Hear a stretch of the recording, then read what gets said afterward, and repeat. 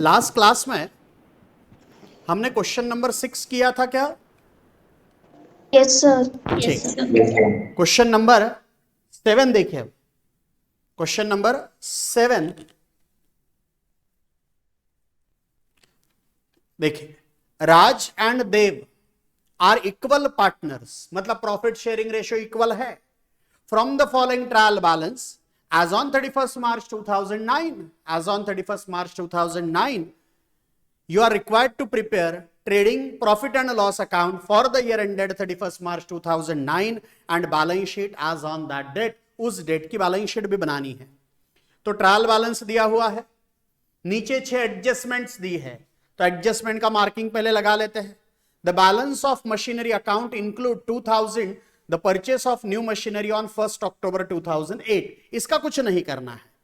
Machinery is to be depreciated 10% per annum, तो अब machinery को मार्क लगाओ। फर्नीचर 5%, फर्नीचर को मार्क लगाओ 5%, फर्नीचर को भी मार्क लगाओ। Rent has been paid for 9 months, 3 months rent due on 31st March 2009 is still to be paid, तो रेंट जो डेबिट साइड में है उसको मार्क लगाओ। Reserve fund for bad debts, मतलब ये रिजर्व फॉर डाउटफुल डेट्स है, is to be maintain 2% on the net sale, 2% on the net sale. Net sale का 2% बोल रहा है, तो नेट सेल का 2%, तो सेल्स को फिलहाल मार्क लगाने की जरूरत नहीं है, तो आप डेटर्स को मार्क लगा दो। उसके बाद stock of goods on 31st March, मतलब ये क्लोजिंग स्टॉक हो गया। Then provide interest on capital, capital को मार्क लगा।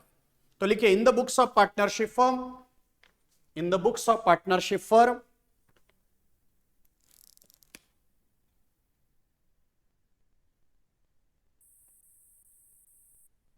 in the books of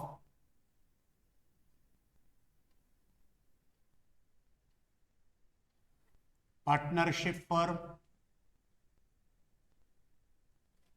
सबसे पहले trading account,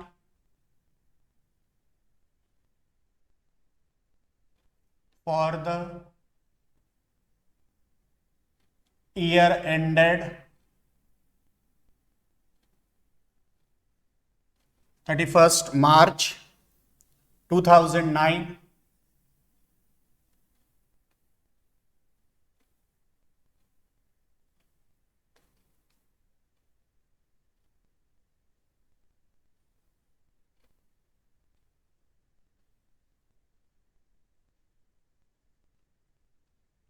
March 2009,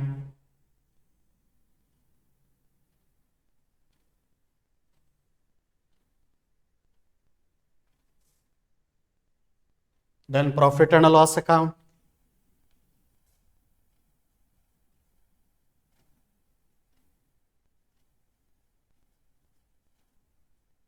profit and loss account,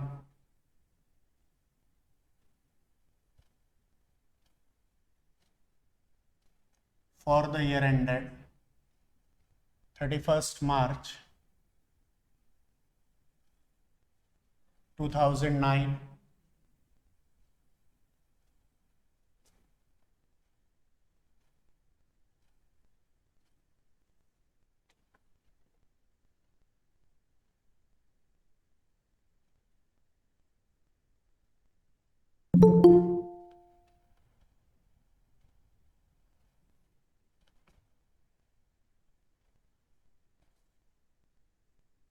उसके बाद balance sheet,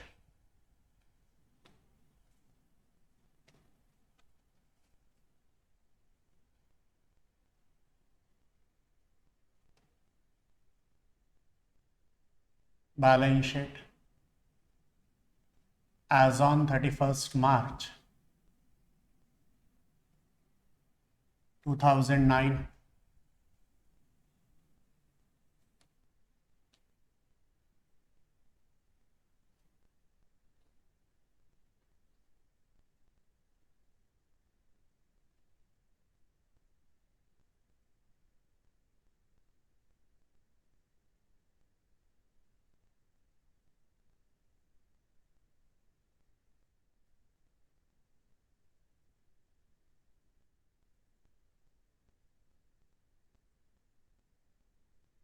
liability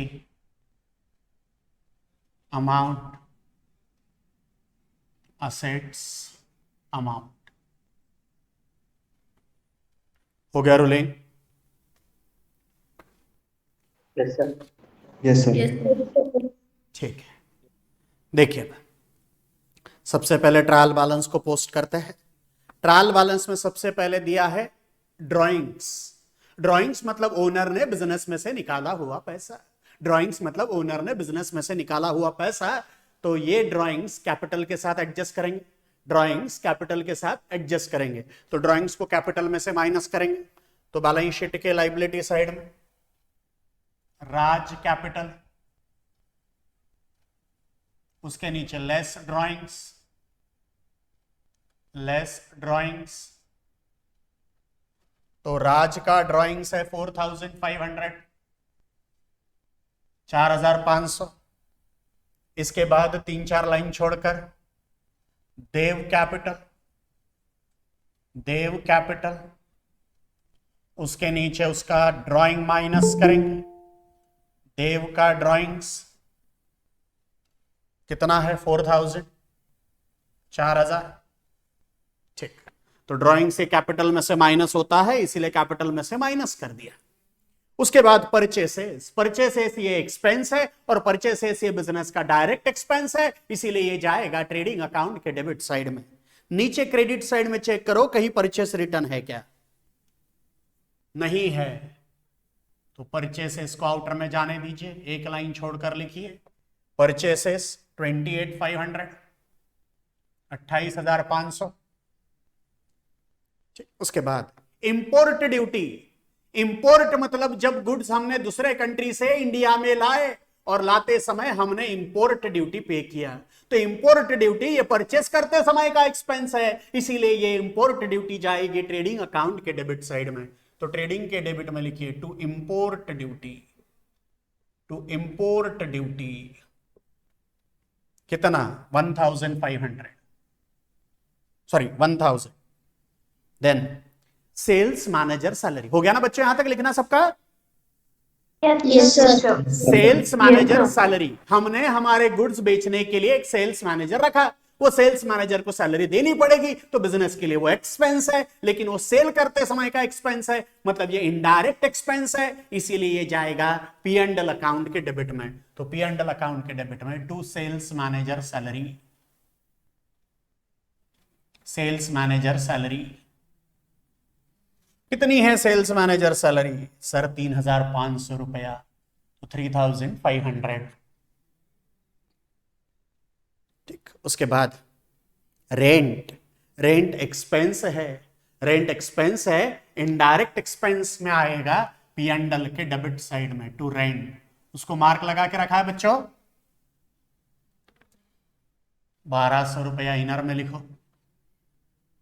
then audit fees, हमने हमारे books of account chartered accountant से ऑडिट किए, हमने हमारे books of account chartered accountant से ऑडिट किए और वो चार्टर्ड अकाउंट को हमने ऑडिट फीस पे की, चार्टर्ड अकाउंटेंट को हमने ऑडिट फीस पे की, तो वो हमारे बिजनेस का एक्सपेंस हुआ, हमारे बिजनेस का एक्सपेंस हुआ। एक्सपेंस है, ऑफिस का खर्चा है, इसीलिए ये जाएगा आपके पी एंड एल अकाउंट के डेबिट साइड में। तो रेंट के बाद 2 लाइन छोड़कर टू ऑडिट फीस, कितना है ऑडिट फीस?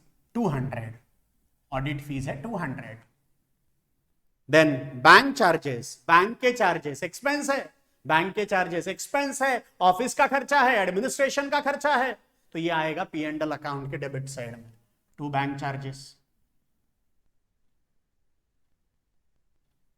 बैंक चार्जेस कितना? 3000, 3000। उसके बाद सेल्स रिटर्न, मतलब मैंने जो गुड्स बेचे थे, जो मैंने गुड्स बेचे थे उसमें से कुछ गुड्स वापस आए, कुछ गुड्स वापस आए, इस वजह से क्या हुआ, मेरा जो सेल्स था वो कम हो गया, तो मुझे सेल्स में से माइनस करना पड़ेगा। तो सेल्स आएगा ट्रेडिंग के क्रेडिट में, उसके नीचे लिखता हूं less sales return. Sales return कितना है? Sales return 1500, 1500। ठीक, उसके बाद बैड डेट्स, बैड डेट्स मतलब जो पैसा डूब गया, पैसा डूब गया मतलब हमारा उतने का नुकसान हुआ, लॉस हुआ, तो पी एंड एल के डेबिट में आप चार्ट बनाएंगे। 2 बैड डेट्स, कितना है बैड डेट्स? 800। इस बैड डेट्स में हम ऐड करते हैं फर्दर बैड डेट्स, फिर इसमें हम ऐड करते हैं न्यू आरडीडी। ये फर्दर बैड डेट्स और न्यू आरडीडी दोनों भी एडजस्टमेंट में मिलेगी। इसमें से लेस कर देंगे sir old RDD. Old RDD कहां मिलेगी sir? Old RDD trial balance में मिल सकती है। तो बैड डेट्स और ओल्ड आरडीडी ये ट्रायल बैलेंस में, फर्दर बैड डेट्स और न्यू आरडीडी ये मिलेगी एडजस्टमेंट में। आगे फर्नीचर।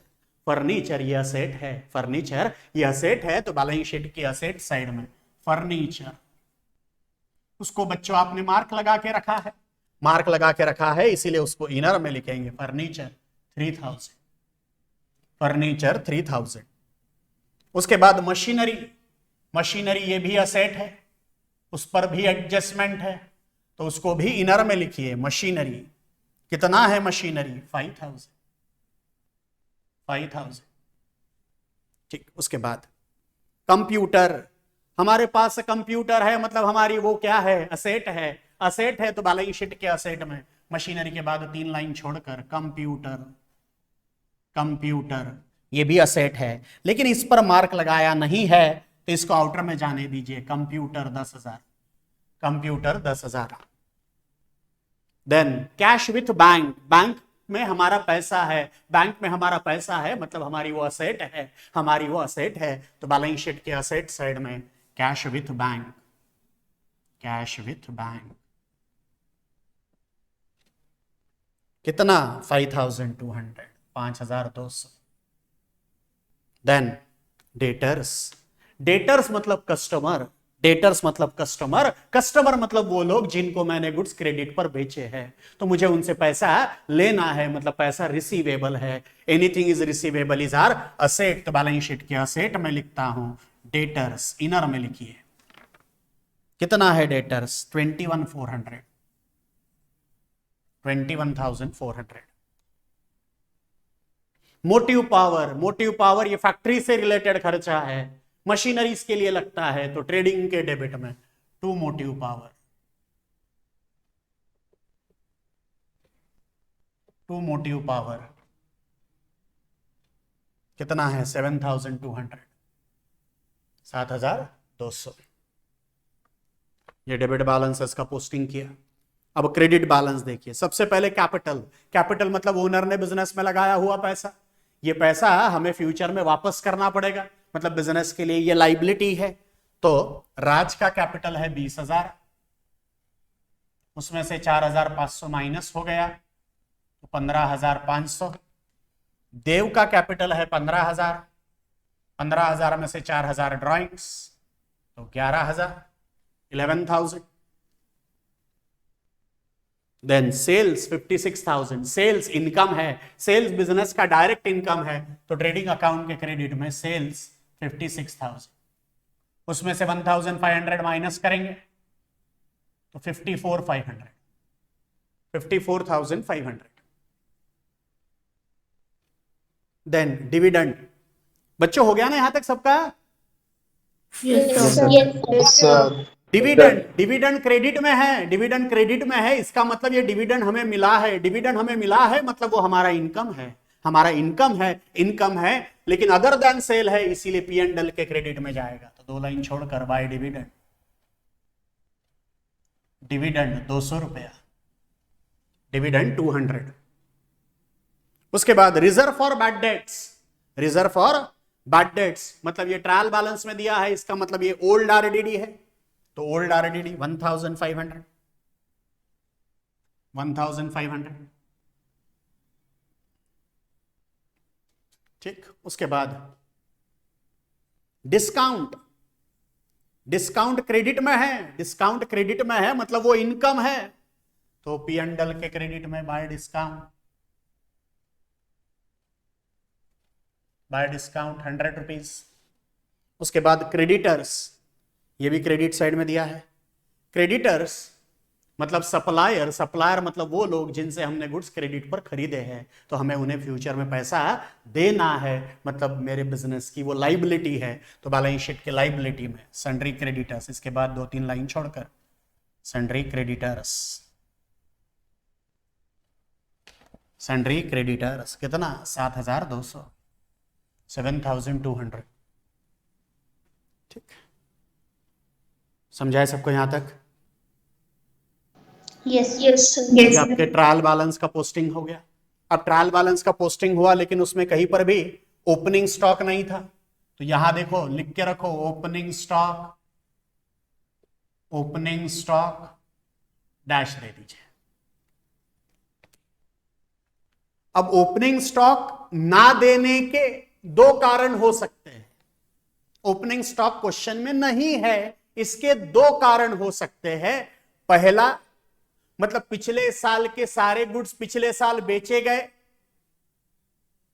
बराबर, तो इस साल वो कुछ भी नहीं बचे, ये पहला रीजन। अरे समझ में आ रहा है क्या? Yes, sir. पिछले साल हमने जितना खरीदा था वो सारा का सारा बेच दिया, तो पिछले साल कोई क्लोजिंग स्टॉक नहीं बचा, पिछले साल क्लोजिंग नहीं बचा, तो इस साल ओपनिंग नहीं बचा, ये पहला कारण। या दूसरा रीजन ये हो सकता है कि हमने इस साल ही बिजनेस स्टार्ट किया, इस साल ही बिजनेस स्टार्ट किया, पिछले साल बिजनेस था ही नहीं, पिछले साल बिजनेस था ही नहीं, तो पिछले साल के कोई स्टॉक नहीं, पिछले साल के कोई बैलेंसेस नहीं, तो ये दूसरा रीजन हो सकता है। Yes sir. तो आपको यदि पूछा कि ओपनिंग स्टॉक यदि नहीं है तो उसके क्या रीजन हो सकते हैं, तो इसके दो रीजन हो सकते हैं। पहला, या तो पिछले साल का स्टॉक पिछले साल ही पूरा बेचा गया, कुछ बचा नहीं, और दूसरा, या तो इस साल उन्होंने क्या किया होगा, बिजनेस स्टार्ट किया, पिछले साल बिजनेस था नहीं, इसलिए पिछले साल के कोई बैलेंसेस नहीं। समझ में आया बच्चों? Yes, sir. Yes, sir. ठीक है। Yes sir. अब नीचे दी हुई एडजस्टमेंट देखो। Adjustment number 1, the balance of machinery account include, the balance of machinery account include मतलब ये 5,000 include ₹2,000 for the purchase of new machinery on 1 October 2008। मतलब वो ये कह रहे हैं कि तुम्हारे पास जो साल के आखिरी में मशीनरी है, उसमें से 2,000 की मशीनरी तुमने इस साल परचेस की, इस साल परचेस की। इसका मतलब ये है कि 3,000 ये पुरानी होगी और 9,000 तुमने परचेस की, ऐसी ये 5,000 है। समझा क्या? Yes, sir. ठीक है, तो ये कोई एडजस्टमेंट नहीं है, ये एक सिर्फ इंफॉर्मेशन है। इसका यूज कहां है, तो इसका यूज अगले पॉइंट में है। Machinery is to be depreciated at 10% per annum, ऐसा हमने कल भी किया था एक। Yes, sir. Yes, sir. Machinery is to be depreciated at 10% per annum, मतलब मशीनरी पर 10% डिप्रिसिएशन लगाना है। अब मशीनरी मेरे पास 5,000 है, वो 5,000 में दो मशीनरी है, एक नई वाली है एक पुरानी वाली, सही की गलत? सही। सही। 3,000 वाली पुरानी है Yes, sir. और 2,000 वाली नहीं है। Yes, sir. 3,000 वाली पुरानी है, 2,000 वाली नहीं है। जो पुरानी है वो पिछले साल से यूज कर रहा हूं, तो उसके ऊपर पूरे साल भर का 10% में 3,000 लूंगा, सॉरी 300 रुपया लूंगा। सही की गलत? Yes, sir. Yes sir. सही। जो 3,000 वाली है वो ओल्ड वाली है, ओल्ड मशीन मेरे पास है 3,000 की, उसको पूरे साल भर यूज किया, इसलिए उसके ऊपर पूरे साल भर का डिप्रिसिएशन लूंगा 300 रुपया। ये समझा? Yes, sir. न्यू मशीनरी जो है वो 2,000 की है, वो कब परचेस की, वो एडजस्टमेंट नंबर 1 में दी कि वो 1 अक्टूबर को खरीदी, तो अक्टूबर नवंबर दिसंबर जनवरी फरवरी और मार्च, अक्टूबर नवंबर दिसंबर जनवरी फरवरी और मार्च, मतलब उसको 6 महीने यूज किया। उसको क्या किया? 6 महीने Yes, यूज sir. किया, तो उसके ऊपर 6 महीने का डिप्रिसिएशन लगेगा। मतलब कैसे लगेगा? 2,000 का 10%, 6 महीने के लिए 6/12, 6 1 जा 6, 6 2 जा 12, 2 1 जा 2, ये जीरो गया, ये जीरो गया, ये जीरो गया, ये जीरो गया, तो 100 आएगा।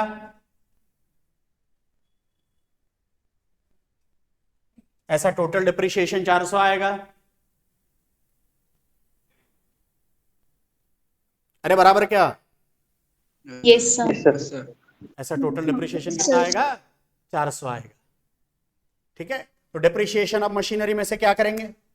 माइनस करेंगे। Less depreciation at the rate 10%, 400। समझा है सबको मशीनरी का कैलकुलेशन, मशीनरी के डिप्रिसिएशन का calculation? Yes sir. Yes sir. उसके बाद फर्नीचर पर कितना दिया है? 5%। फर्नीचर पर 5%, तो less depreciation at the rate 5%। अब 3000 का 10% आएगा 300, तो 5% आएगा 150। अरे बराबर क्या? Yes sir. Yes sir. Yes sir. 5% आएगा 150। अब ये माइनस करके ये आएगा 2850, ये आएगा 4600। 4600। अब डिप्रिसिएशन ये एक्सपेंस है, डिप्रिसिएशन ये एक्सपेंस है, तो इसका दूसरा इफेक्ट जाएगा पी एंड एल अकाउंट के डेबिट साइड में, तो पी एंड एल के डेबिट में।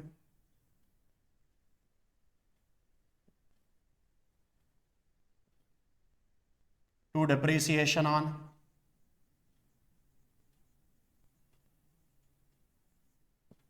मशीनरी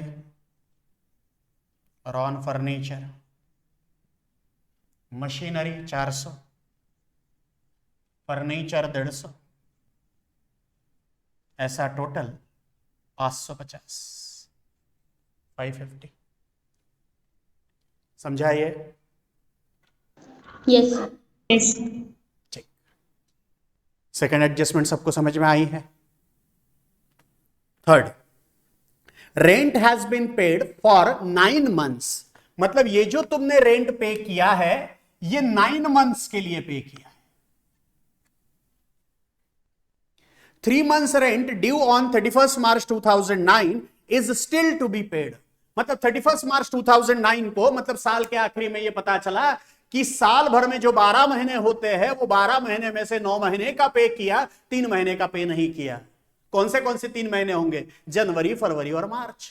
ये 3 महीने का रेंट हमने अभी तक पे किया हुआ नहीं है। फिर ये जो पे किया वो कितने महीने का पे किया? तो वो 9 महीने का पे किया, बराबर। अब 3 महीने का क्या है? पेड है कि अनपेड है? अनपेड। अनपेड। अनपेड है। इसका मतलब 3 महीने का आउटस्टैंडिंग है क्या?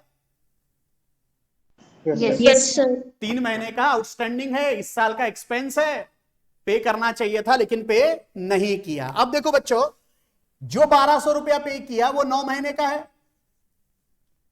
तो डिवाइडेड बाय 9 करता हूं। मुझे कितने महीने का चाहिए? 3 महीने का। तो 3 1 जा 3, 3 3 जा 9, 3 1 जा 3, 3 4 जा 12, मतलब 400 रुपया है। 3 महीने का कितना आया? 400 Yes, रुपया। sir. ये समझा है क्या सबको? Yes sir. सबको समझ में आया क्या 400 रुपया? Yes sir. तो 3 महीने का जो रेंट है वो 400 रुपया है, जो कि मैंने पे करना चाहिए था लेकिन पे नहीं किया। इस साल का एक्सपेंस है, इस साल का एक्सपेंस है, इसीलिए इस साल के एक्सपेंस में क्या करेंगे? ऐड करेंगे, ऐड करेंगे। तो आउटस्टैंडिंग रेंट कितना? 400 रुपया। तो आउटर में आएगा बराबर 1600, 1600 आउटर में आएगा। अब ये 400 रुपया मैंने पे करना चाहिए था, ये 400 रुपया मैंने पे करना चाहिए था लेकिन पे नहीं किया। अभी पे नहीं किया तो फ्यूचर में जाकर पे करना पड़ेगा, फ्यूचर में जाकर पे करना पड़ेगा, मतलब मेरे बिजनेस के लिए लाइबिलिटी है। तो बैलेंस शीट के लाइबिलिटी साइड में लिखता हूं outstanding rent, outstanding rent, outstanding rent. ठीक है, समझा है? Third adjustment. Yes sir. Adjustment number 4, reserve fund for bad debts, मतलब ये reserve for doubtful debts RDD is to be maintain at 2% on net sales. अभी तक हम आरडीडी निकालते थे डेटर्स पर। आरडीडी किस पर निकालते थे? डेटर्स पर। लेकिन यहां उन्होंने कहा है कि 2% आप बैड डेट्स के लिए क्रिएट करो, 2% बैड डेट्स के लिए रिजर्व क्रिएट करो, लेकिन 2% किसका? नेट सेल का। तो नेट सेल कितना है? 54,500। नेट सेल कितना है? 54,500। तो 54,500 का 2%, मतलब 2/100। ये 0 गया, ये 0 गया, ये 0 गया, ये 0 गया। 5 into 2 10, कैरी 1, 4 2 जा 8, 8 plus 1 9, 5 2 जा 10, 1090, Yes, sir. Yes, sir. 1090। इसका मतलब 1090 इतने का बैड डेट्स हो सकता है। मतलब ये 21,400 में से 1090 नहीं मिलेगा। ये आरडीडी एडजस्टमेंट में दी है, मतलब ये इस साल की हुई है, मतलब ये है न्यू आरडीडी। तो लिखो less new RDD @2%, 2% on net sales 1090।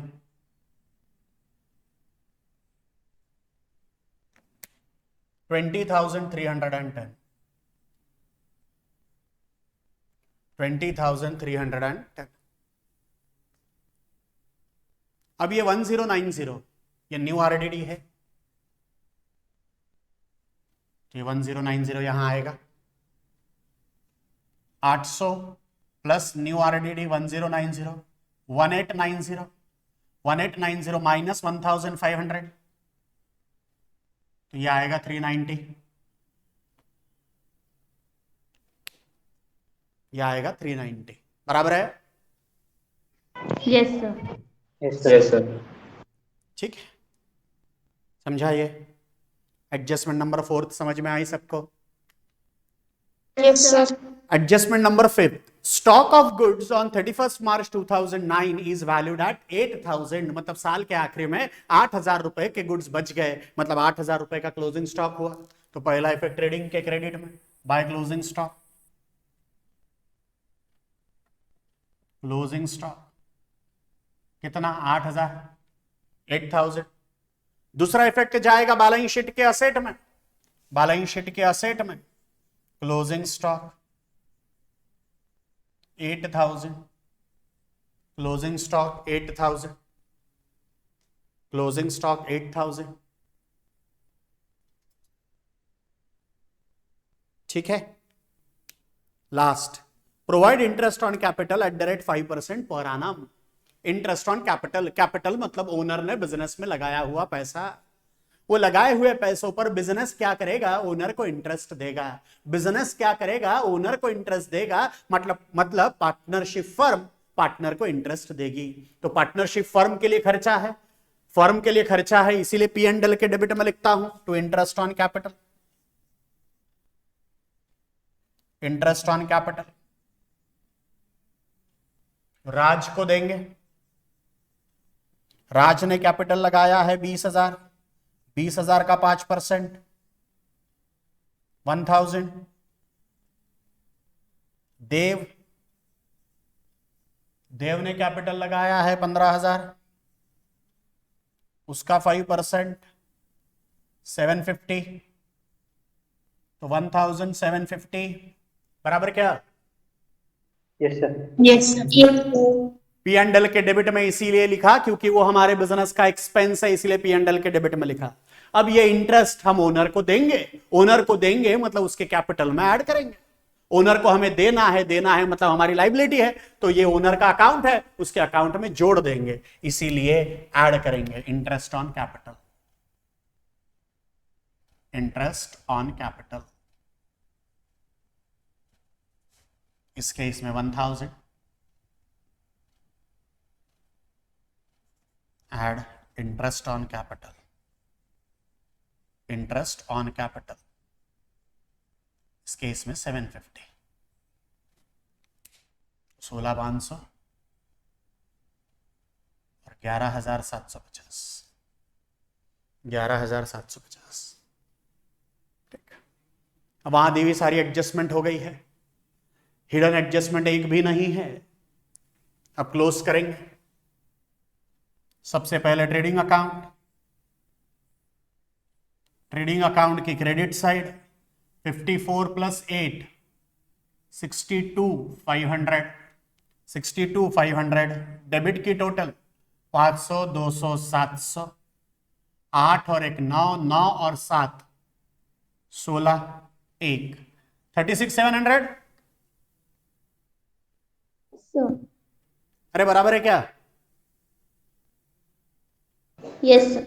Yes, sir. तो क्रेडिट साइड की टोटल ज्यादा है, वो दोनों जगह लिखेंगे 62,500, 62,500।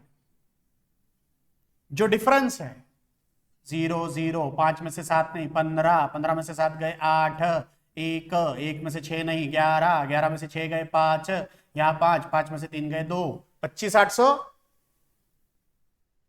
Yes, sir. Yes, sir. 25,800। Credit side की टोटल ज्यादा है, मतलब यह क्रेडिट बैलेंस है। ट्रेडिंग अकाउंट का क्रेडिट बैलेंस इंडिकेट करता है gross profit, gross profit carried down. इसको पी एंड एल में भेज देंगे, transfer to P and L account. अब पी एंड एल के क्रेडिट में, पी एंड एल के क्रेडिट में by gross profit, by gross profit brought down कितना 25,800, 25,800। अब पी एंड एल को करेंगे क्लोज। क्रेडिट की टोटल लेता हूं 25,800, 226, 26,100, 26,100। अरे बराबर क्या? Yes, sir. अब डेबिट की टोटल लेता हूं 0 0 0 0 0 0 0 0 0 0 0 9, 9 plus 5 14, 14 plus 5 19, carry 1, 5 plus 1 6, 6 plus 6 12, 12 plus 2 14, 14 plus 3 17, 17 plus 5 22, 22 plus 7, 22 plus 7 29, 2, 3 plus 2 5, 6, 6 plus 3 9, 9 plus 1 10,990। Yes, sir. 10,990। अब क्रेडिट साइड की टोटल ज्यादा है, वो दोनों जगह लिखेंगे 26,100, 26,100।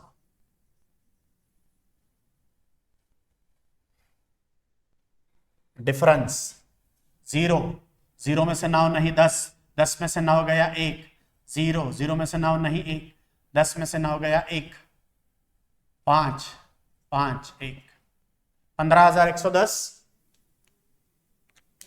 Yes, sir. Yes, sir. 15,110 credit side की टोटल ज्यादा है, मतलब ये प्रॉफिट है।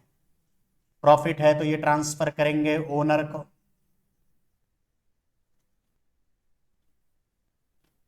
तो राज इक्वल है ना शेयर? Yes, sir. हाफ, देव को हाफ। 15,000 का हाफ 7.5, 100 का हाफ 50, 10 का हाफ 5, तो 7,550 Yes, sir. है ना?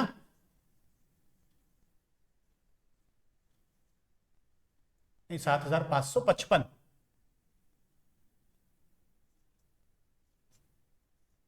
7,555, Yes, sir. 7,555 आएगा। अरे बराबर है क्या 7,555? Yes, sir. Yes, sir. ये प्रॉफिट है, प्रॉफिट है तो ओनर को देना पड़ेगा। प्रॉफिट ओनर को दिया जाएगा तो उसके कैपिटल में जोड़ दिया जाएगा, एड नेट प्रॉफिट।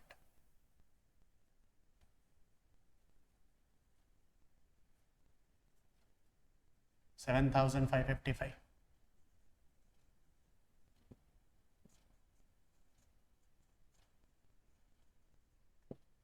$7,555।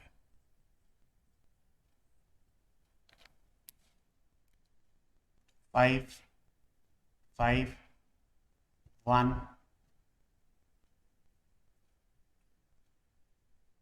24,155।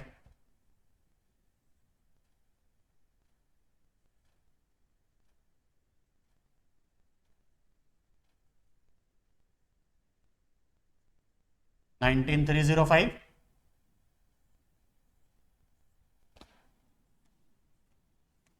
बराबर है क्या 19,305? सर राज का 2455 है।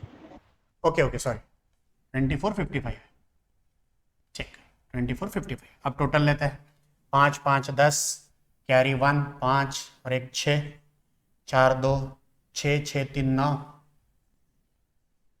7 16 और 20, 2 50,960 0 0 0 0 0 0 5 + 1 6 8 6 14 15 16 17 18 19 1 3 7 7 और 5 12 12 और 8 20 2 4 5 50,960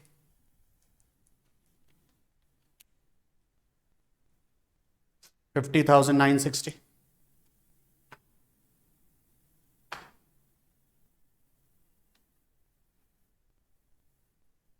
समझाए सबको ये? Yes, sir. Yes, sir. ठीक है, समझाए सबको ये? Yes, sir. ठीक है।